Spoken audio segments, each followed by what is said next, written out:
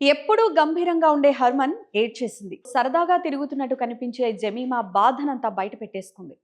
Match finish చేసిన తర్వాతే కాదు, ప్రెజెంటేషన్ సెరమనీలో కూడా ఎక్కిళ్లు పట్టేలా ఏడుస్తూనే ఉంది. అంటే అరగంట తర్వాత కూడా ఆమె కన్నీళ్లు ఆగలేదు.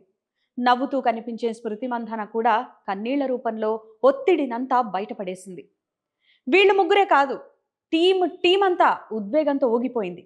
Cup గెలవకపోయినా cup గెలిచేసినంత సంబురం. కొన్ని కోట్ల మంది భారాన్ని తమ భుజాలపై మోస్తూ మన ఉమెన్స్ టీం చరిత్రలో నిలిచిపోయేలా సాధించిన గెలుపిది. ఆ ఒత్తిడే అక్కడ కనిపించింది. మ్యాచ్ తర్వాత ఆ ఒత్తిడే కన్నీళ్ల రూపంలో బయటకు వెళ్ళిపోయింది. ఇదొక విజయం మాత్రమే కాదు, ఇదొక ఎమోషన్. ఇదొక సెమీఫైనల్ మాత్రమే కాదు, ఇది భావి తరాలను క్రికెట్ వైపు మళ్లించే అద్భుతం. మహిళల క్రికెట్కు ఊపిరిలూదే పర్ఫార్మెన్స్. వీళ్లు బలంగా నిర్మిస్తున్న ఈ బ్రిడ్జే ఎంతో మంది యువతుల కలలు తీర్చనుంది. ఎంతో మంది బాలికలను స్పోర్ట్స్ వైపు నడిపించనుంది. ఎంతో మందికి మార్గదర్శకంగా నిలవనుంది. శభాష్ గర్ల్స్, దుమ్ము దులిపేశారు. ఇండియా ఇప్పటికే మీ పట్ల గర్వంగా ఉంది. Hats off.